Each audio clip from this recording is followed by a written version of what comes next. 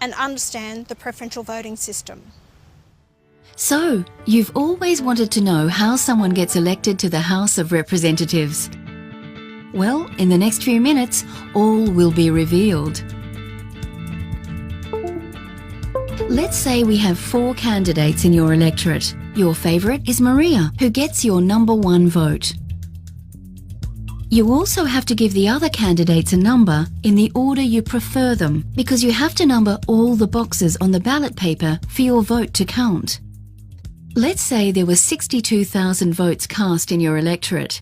If 2,000 of those weren't completed properly, they're called informal votes by the way, then that leaves 60,000 formal votes to be counted by the Australian Electoral Commission. Now let's look at how the vote went. Lee got 23,000 votes, Maria got 22,000, Andrew got 10,000, and only 5,000 voted for Alexandra. Lee got the most votes, and in some countries that means he would be elected. But in Australia, a candidate needs to get more than half of the total formal vote. So with 60,000 votes, the successful candidate must get more than 30,000 votes. This is called an absolute majority. As you can see, no one has more than 30,000 votes. So what happens now?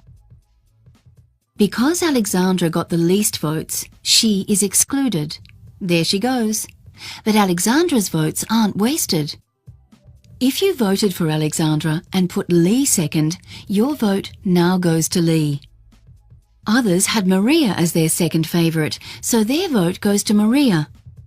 Like this. And others had Andrew as their number 2, so their vote goes to Andrew. You get the idea, right? It goes on until all Alexandra's votes are distributed to other candidates.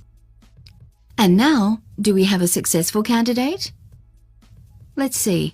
No, not yet. Still, no one has more than half the vote. So the same process is continued. Whoever has the least votes is excluded.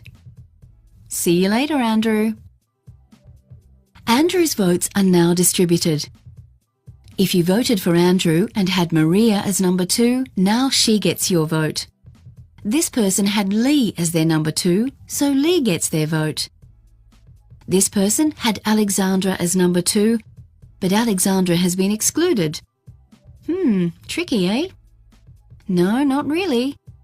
The Australian Electoral Commission will look at the number 3 choice, which is Maria, so she gets the vote. Easy. This goes on until all 12,500 of Andrew's votes are distributed. Now back to the race. Has someone now got more than half the vote? Drum roll, please. Well done, Maria. With 30,100 votes, you are elected to the House of Representatives.